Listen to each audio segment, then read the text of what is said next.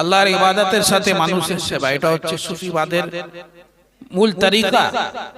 সুফিবাদের মধ্যে বলা হয়েছে যে আল্লাহর নিকট পৌঁছাবার সবথেকে দ্রুত উপায় হচ্ছে মানব জাতির সেবা। যখন আপনি একটা নিরুপায় মানুষ, একটা ক্ষুধার্ত মানুষ আছে, একটা পিপাসিত মানুষ আছে, তাকে যখন আপনি খাইয়ে দিচ্ছেন, তার সাহায্য করছেন, তার পেট ভরে দিচ্ছেন।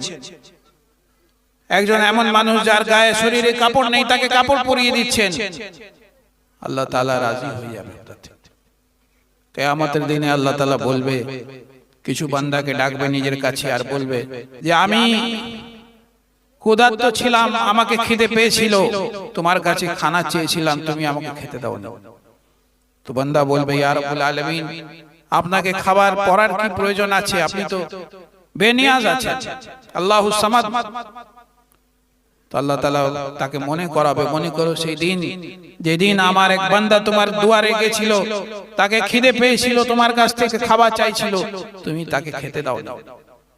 যদি তুমি তাকে খেতে দিতে তো তুমি আমাকে পেয়ে যেতে, আমি তোমার থেকে রাজি হয়ে যেতাম। আল্লাহ তাআলা একটা নিজের বান্দাকে ডাকবে, ডেকে বলবে যে আমি তোমার কাছ থেকে কাপড় চেয়েছিলাম, আমার প্রয়োজন ছিল, তুমি আমাকে কাপড় দাওনি। সেই বান্দা বলবে, ইয়া রাব্বুল আলামিন, আপনাকে কোন জিনিসের প্রয়োজন আছে? কাপড়ের কি প্রয়োজন আছে? আল্লাহ তাআলা তাকে মনে করাবেন, মনে করো সেই দিন যেদিন আমার এক বান্দা তোমার কাছে গিয়েছিল, তার শরীরে কাপড় ছিল না, তাকে কষ্ট হচ্ছিল, ঠান্ডা লাগছিল, তুমি তাকে কাপড় দাওনি।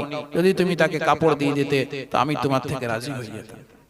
তো মানব জাতির যে সেবা আছে, এটা সবথেকে বড় ইবাদত আছে।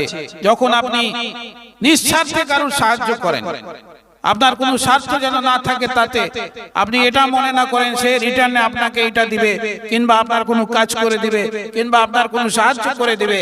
আল্লাহর ওয়াস্তে যদি আপনি কারোর সাহায্য করেন তো আল্লাহ গফুরুর রহিম আছে, সেই মাদাদের সাদকায় কিয়ামতের দিনে আল্লাহ তাআলা আপনার মাদদ করবে আর আপনার গুনাহকে মাফ করে জান্নাতে দাখিল করে দিবে।